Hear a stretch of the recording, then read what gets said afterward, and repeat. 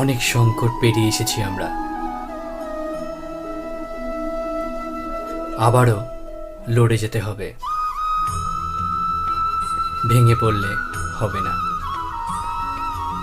দেখুন, সংকট বা পূর্বাভাসের উপর নির্ভর করে আমরা ভবিষ্যতের কল্পনা করি। ভবিষ্যতের দুঃখের কারণ দূর করার জন্য আমরা আজ পরিকল্পনা করি, কিন্তু কালকের সংকটকে আজ নির্মূল করার চেষ্টা করলে আমরা লাভবান হই নাকি ক্ষতিগ্রস্ত হই, এই প্রশ্ন নিজেদের করি না। সত্য তো এটাই যে সংকট আর নিবারণ সেটা একসাথেই জন্ম নেয়। ব্যক্তির খাতিরে, আবার সৃষ্টিরও খাতিরে, কি তাই না?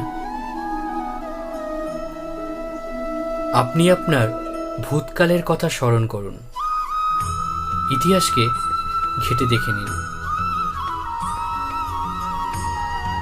আপনি তখনই উপলব্ধি করবেন যে যখন যখন সংকটে এসেছে তখন তখন তাকে নিবারণ করার শক্তির জন্ম হয়েছে।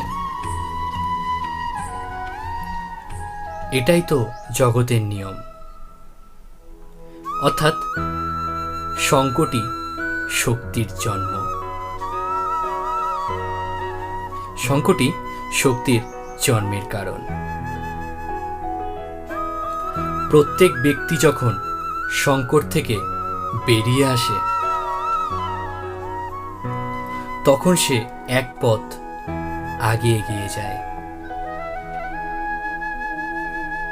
অধিক উজ্জ্বলতা, অধিক আত্মবিশ্বাস লাভ করে, না কেবল নিজের জন্য, সমগ্র বিশ্বের জন্যও বটে। এটা কি সত্য নয়? বাস্তবে সংকটের জন্ম মানে সুযোগের জন্ম, নিজেই নিজেকে বদল করার, নিজের চিন্তাধারাকে আরো উঁচুতে নিয়ে যাওয়ার সুযোগ, নিজের আত্মাকে অধিক বলবান ও জ্ঞানমণ্ডিত করার সুযোগ।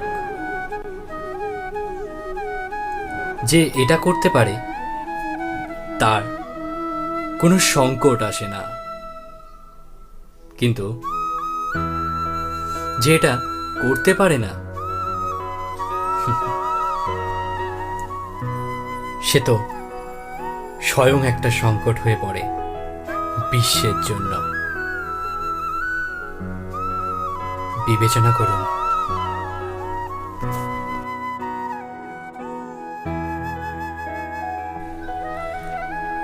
যদি এটা ভালো লেগে থাকে তো লাইক করো, কমেন্ট করো, আর নিচে যে লাল কালারের বোতামটা আছে সাবস্ক্রাইব করে দিও, আর পাশে যে বেল বোতামটা আছে ওটা একটু প্লিজ ক্লিক করে দিও, যাতে নতুন নতুন ভিডিও বা নতুন নতুন অডিও আসলে সেই নোটিফিকেশনটা যেন তোমাদের ফোনে ঢুকে যায়।